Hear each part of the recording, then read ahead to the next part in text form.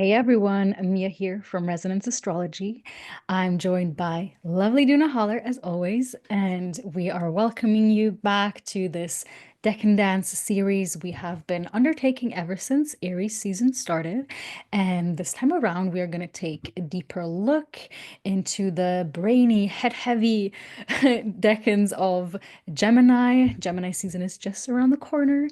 So yeah, this is what we're going to do today. And the Decans, just like for a brief introduction, if you've never heard of the Decans before, essentially the Decans are okay, the zodiac sign is 30 degrees, like one zodiac sign is 30 degrees, and when we take that, we split it in three parts. So the first 10 degrees, the middle 10 degrees, and the last 10 degrees, all of that constitute of a decan. So there is a different flavor depending on which decan maybe the sun is traveling through, or if you have any natal planets in the sign of Gemini, or I mean any sign for that matter, um, where they are located can give you much greater insight into how a certain planet is kind of playing out. Because again, the decans have different flavors, and we are going to see that in this series. If you're new to this series, we already have the Aries and the Taurus decans out. There is a playlist which is linked down below. You can check out all the videos we previously did as well.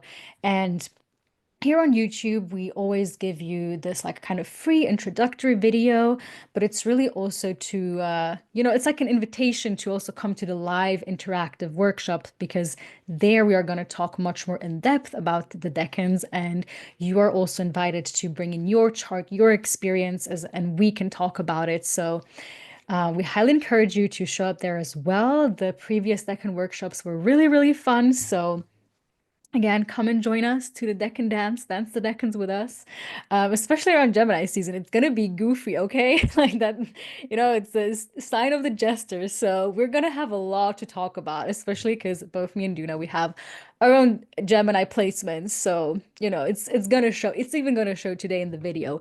And the workshop for the Gemini Decans is gonna take place on June 15th. It's a Sunday, and it's always happening at 9 no, sorry, 7:30 7:30 p.m. Exactly, 7:30 p.m., but 19:30, how we say it here in Europe, I guess. So, yeah, and the links, European time. So European time, yes. totally. So, yeah, if you want to sign up, the links will be down below. You can either sign up just for one specific workshop. It's costs $11 to attend. Very fair price, we think. And if you want to sign up for the whole year, you can do that whenever you want. So if you want to sign up for the whole year now, you can do that. It's going to save you of money, and you're going to get both the recording of the Aries and the Taurus Decans workshops as well. So feel free to sign up for the whole year whenever. So this is kind of what I have for the introduction. Did I miss anything? I think not. Didn't miss anything. That was Great. perfect. Okay, so we can start the first decan of Gemini. So the first 10 degrees of Gemini is called Austin Kopok in the 46 Faces book, which is one of the resources we're using, as well as the Susan Shang 36 Secrets, which we're gonna read also a few poems from. If you have watched the videos for Aries and Taurus, it's similar structure. So anyway, Gemini 1 is called the apple. And the images in the decan, the ones that have arrived to us from various sources, both like Abu Mazar's book, Agrippa, other ancient sources. So either a man who has a rod in his hand and he is serving another man. And it says to give wisdom, knowledge of numbers and art, and no profit.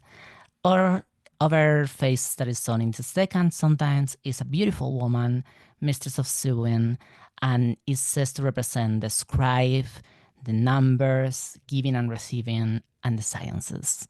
The rulers of this decan are in Chaldean order Jupiter and in Ptolemaic order Mercury. So we have both the detriment of Gemini, Jupiter in Gemini, and the home sign of yeah, the home sign of Mercury, Mercury in Gemini. Anyway, that was my very mixing it up Gemini moment.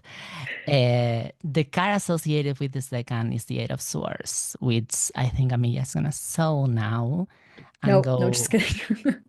No, I'm gonna show it. I Sorry, see, this refuse. video is already getting funny. Anyways, just before I show the card though, the cards that I'm showing are from this deck. It's the Trippin Waite Tarot. So it is based on the normal Rider Waite Tarot. It's just like a more psychedelic version, and it's from Tarot Collectibles.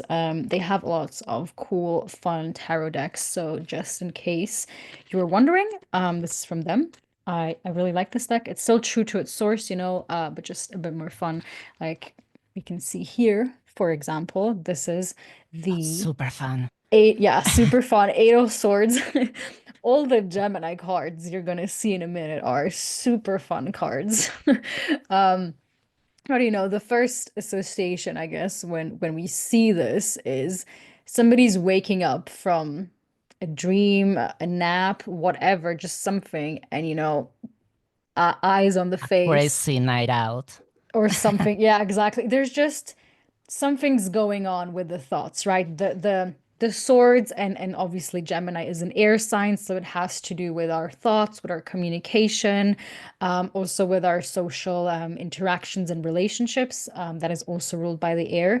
But there's tension. There's tension in the head. The head is spinning, and you're just you're questioning, like maybe why did I did this? Why did I dream about this? Like there's just some sort of weird homecoming where there's something is just not quite right, and there's it's just a lot of head heavy energy, which is obviously totally Gemini. But then it's like, what do we do with this? Like how can this is obviously just the start of the Gemini decans, but this is kind of what I associate first when I see this card. Let me know what you have to add, if you have anything to add here. Yeah. So, fun fact: my son is in this decan, um, which is kind is. I do think it's a fun decan in some way, but the way that it's fun has a lot to do with indecision and with like paralysis. So that doesn't sound very fun. But it's kind of like this second of like you have all the choices in the world. You have all the things you can do. You have all the knowledge. That's why one of the rulers is Jupiter. But also you want to do it kind of all as well. So the other ruler is Mercury. And I feel like this card comes up in a lot of ways as this like constant like rumination around the things that you could do or could not do, or like maybe this is my role in life, maybe it's this other one, maybe it's kind of like this sort of like really anxious overthinking, rumination energy. And it's said also to represent like the jack of all trades, which is the saying of jack of all trades is like a jack of all trades, but master of none, but better than a master of one. That's the full saying, apparently, but we don't know where it comes from. It has come from various different sources. It's one of those sayings that like a lot of people say it comes from here, and we really don't know. And I think that's part of the fun of this Decan of Gemini. It's like there's a lot of knowledge here, but it's so scattered that you don't know what's pointing towards. Yeah, I think that's really good, right? Because we see just like this. I mean, that's what we all do if we're like, oh, like it feels like that motion.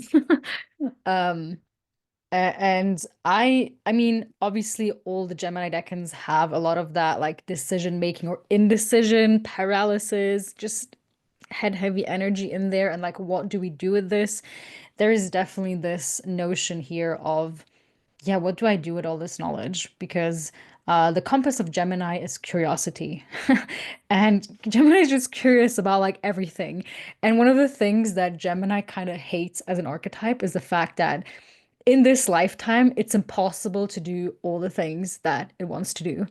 And Or then it gets like paralyzed because it's like I don't know where to start, like I don't know where to pick up from. And I think one it kind of also goes a bit into the second decan of Gemini, but there's just this good saying, which I also like to remind myself of, like you can do all the things just one by one. Like you can't do everything at once. Like you have to pick one thing, and it's hard to pick things with Gemini. I mean, both Mercury ruled signs, right? Like Virgo is also very heavy in analysis paralysis mode. Um, yeah, Yeah, there's but yeah, there's a few things I want to say, but I think it fits better into the second the second, decan. okay. Yeah, Yeah, I think we're totally. gonna close with the poem right now. Yeah, I'm gonna close with the poem and then we go to the second because we want people to come to the workshop. So Yes. we're teasing the content also. So this poem is from T. Susan Chan's book. Is the author is Hazel Hall. The poem is called Instruction.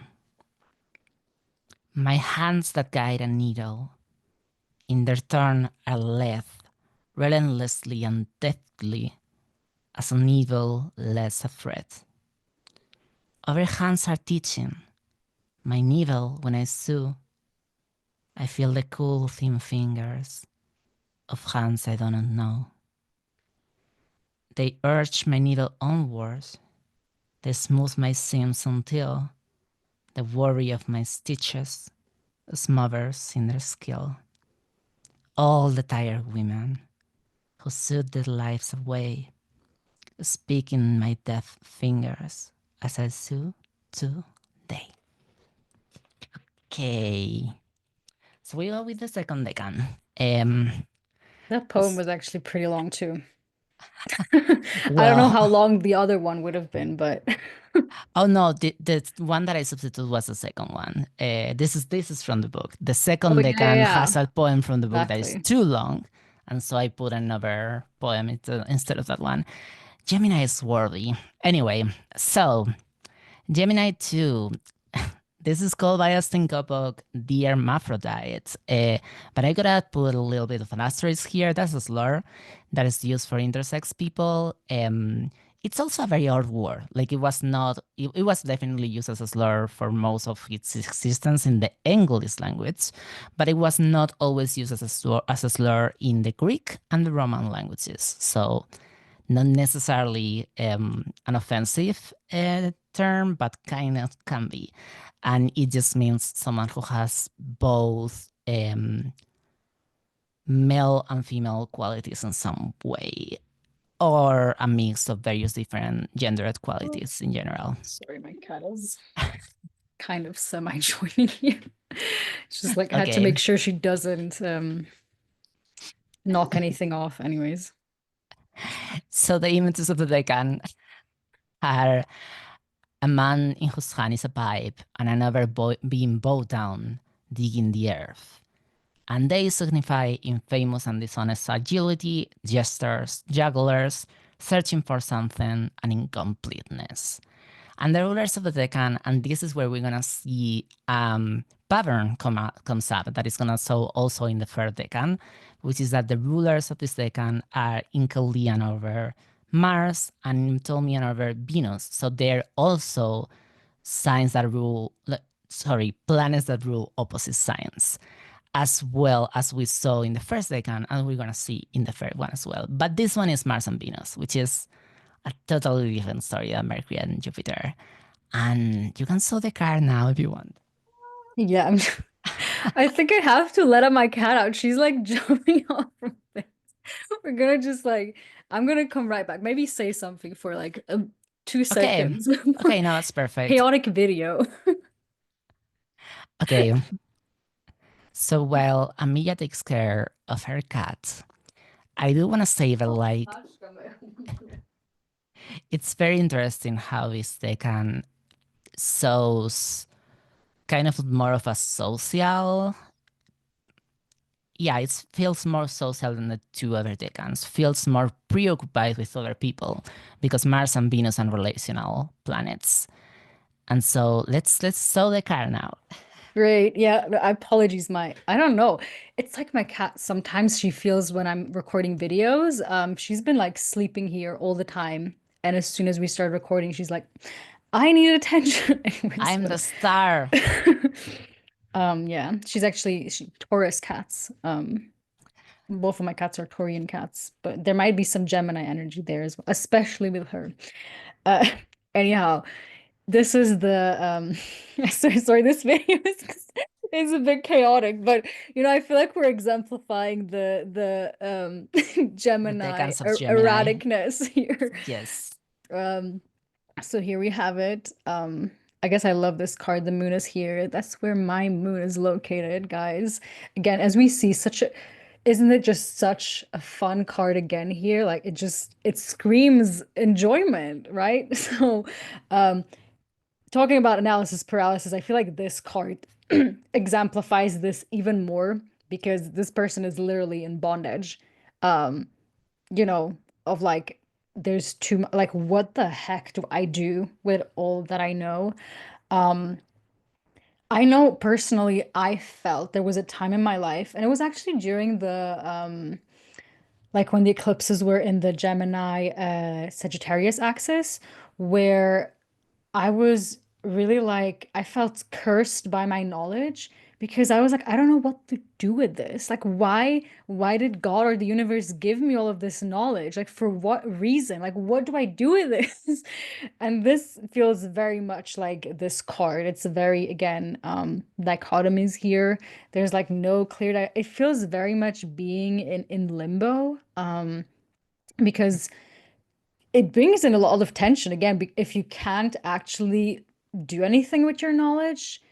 uh that, yeah, that sucks. Like that literally sucks because you're like, well, I can't like help myself, I can't help anyone. Well, what do I put it to use with? And that creates a lot of inner tension, and or can create a lot of inner tension. So I think this is very, the second decan kind of exemplifies this a lot. And we had a very long period last year and this Jupiter year. Yeah, here. Jupiter, it was really going back and forth, spending so much time in that second decan in a detrimental position, right? So I think a lot of us were struggling with like making choices and all of that. So yeah, is there anything you want to add with this card or just in general?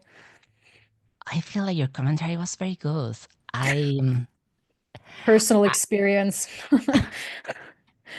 yeah, I feel like I would only ask because this is a Gemini program that this the meme of this decan is that the meme of the guy who's like there's two roads and there's one that is very cool and one that is very bad, and it's kind of bad but with the eyes blinded, so you don't know which road you're taking, and it's kind of like this constant like dichotomies, regrets, opportunities, all of that. Mhm. And the poem that I have, this is not from T. Susan Chan's book, because the T. Susan Chan's book poem was too long and too wordy, or it felt that way to me. So I chose a poet that has actually her son in this decan, which is Nikki Giovanni. And we're going to talk about her chart on the workshop. Again, plugging the workshop. But we also want to talk about more poets and artists. So that's for the people who are doubting if they want to join in or not. And the poem is called Poem for a Lady Whose Voice I Like. So he said, you ain't got no talent. If you didn't have a face, you wouldn't be nobody. And she said, God created heaven and earth, and all that's black within them. So he said, you ain't really no hot shit. They tell me plenty sisters take care better business than you. And she said, on the third day he made chitterlings and all good things to eat, and said, that's good. So he said, if the white folks hadn't been under your skirt and been giving you the big play, you'd have to come uptown like everyone else. And she replied, then he took a big black grizzly rib from Adam and said, we will call this woman, and her name will be Sapphire, and she will divide into four parts that Simone may sing a song. And he said, you're pretty full of yourself, ain't ya? So she replied, someone not full of herself, and I'll show you a hungry person.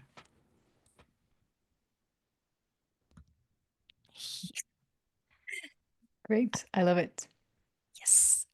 So we go with the third decan of Gemini. This is called the Executioner's Place in Austin Kopok's 36 Faces. And the images associated with this third decan are, and this is explicitly said like that, a fool holding on the right hand a bird, and in his left a pipe. And they are the significators of forgetfulness, wrath, boldness, jests, and unprofitable words. The rulers of the Decan are the Sun in Chaldean order and Saturn in Ptolemaic order. And we're gonna solve the card. I'm This going is no, but I just want to most say, fun. totally. But I just want to say something. If you haven't already seen the pattern, I'm not sure if you mentioned it, right? But Yeah, there's the opposite always, planets. okay, yeah, all the planets from the Chaldean and Ptolemaic order are opposites, and I think it just kind of fuels this notion of yeah, the tension of the mind. And okay, yeah, most fun card. Um, I think most people are familiar with this card. Um, it's a card of endings and beginnings. I think it looks a lot more fun here in this psychedelic deck, to be completely honest, with like the pinkish hues and everything. Um, but it also, I think it signifies in a way like a surrender because this person literally can't fully move, right? Like it's like the swords are just like stuck there. And there's also, if I may show all the is it right now? I think so, right? Mhm. From the Yes, like if you look at you're all seeing the whole the story of Gemini exactly right the now. whole Decan, and it's the most fun story ever. No, but if you, as you can see here, we never really fully see the face of the person. So it's like all in the mind, in the head, which is very real, you know. Um, and so this is just like the final exemplimentation of that. But yeah, again, I think a lot of what this card is it's like the ending and the beginning in the it's kind of like what happens once you surrender to these running thoughts and your like maybe inability to do something. It's like once you do, then kind of opportunities show up as well, but there is a full surrender that is required here. So I do think this card has a lot to do with that you know, surrendering to the rat in our mind. Something like that. I don't know. What do you have to say about this one? This is one of my favorite cards in general, because I feel like it once you like the first time you look at it, it's kind of like, oh, poor guy. Mhm. But then you look closer, and he's kind of like always like kind of doing a gesture with his hand. Sometimes it's so that he's okay. Other times like holding something. Depends on the deck. Yep. But the thing is like he's kind of like in control in some way, and I think Amiya said it pretty well. It's in control in the sense that he has surrendered to his possibilities, and he understands that's where he went to. But he's like it's like a card that shows a lot of believing in something higher than you and kind of like putting yourself through the pressure. And in that way, I feel like it makes a lot of sense that the rulers are the Sun and Saturn because those are again opposite energies. All the Gemini they can show opposite energies, but these two opposite energies very much talk about the way that you are shaped by circumstances. So like the Sun, the ego, the I is shaped by Saturn, by time, by boundaries, by things that are external to you. And in this car and in this decan specifically, there's an association with kind of like a sage sort of like archetype or a martyr.